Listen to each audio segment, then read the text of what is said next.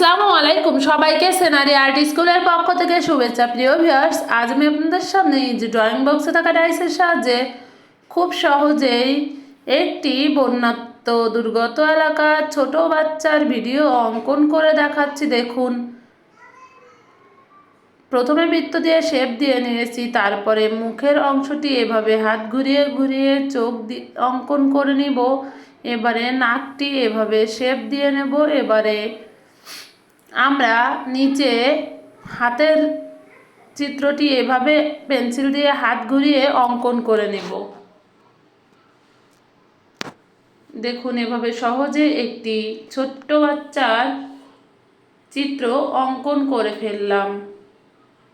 এবারে আমরা দুই পাশে কিছু গাছ, কাঠ ও নিচে পানির চিত্র এভাবে অঙ্কন করে নিচ্ছি।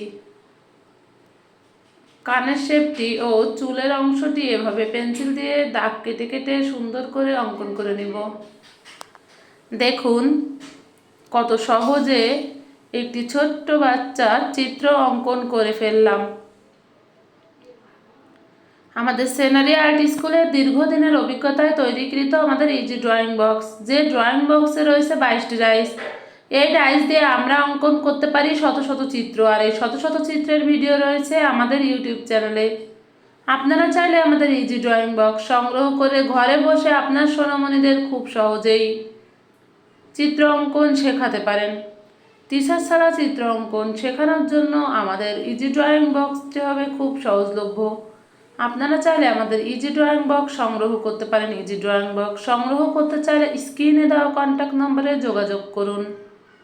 দেখুন কত সহজে এই ছোট্ট বাচ্চাটির চিত্র আমরা অঙ্কন করে ফেললাম।